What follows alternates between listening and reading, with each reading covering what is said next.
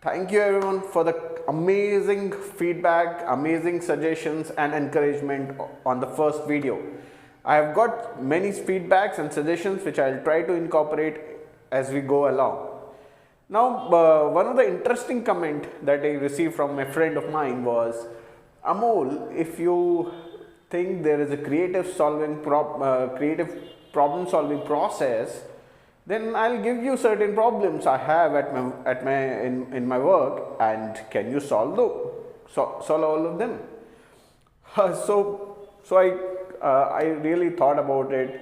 If I'm really the best person to solve her problem. So I thought, no, I am not.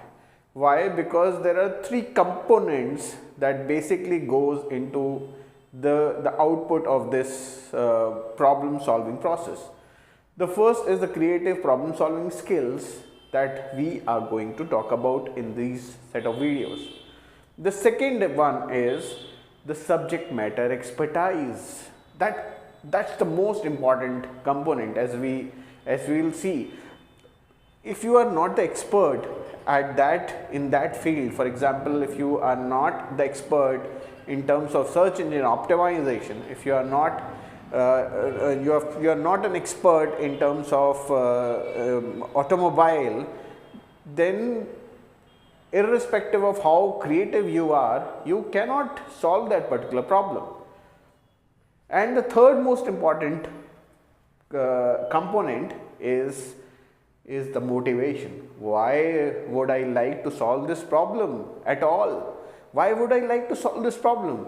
So once we have all these three components in place, then I can expect an output. This training, this problem solving process is just giving us one of the three components, that is the creative thinking skill. So in the last video, we saw there were two effects or two laws. One was the Hebb's law, which states that there are neural connections that get made when you repeat certain activities, and that is how habits are formed.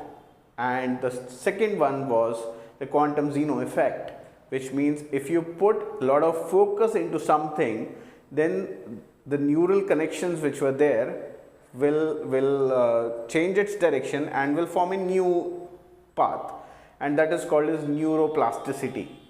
So when we are talking so much about this brain, and you must be wondering what's there in my hand. So you can see this is the brain, and brain basically has these two components, the right brain and the left brain.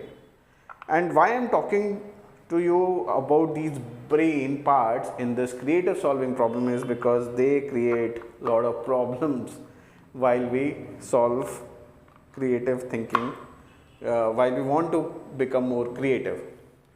So can you see this image? What's your reaction?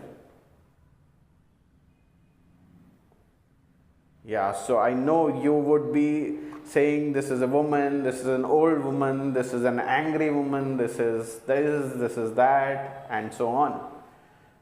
But now if I ask you, what is this? What's the calculation for this?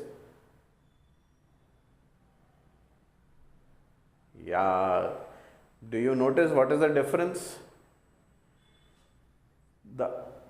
There is a conscious effort that you have to put in order to generate an output.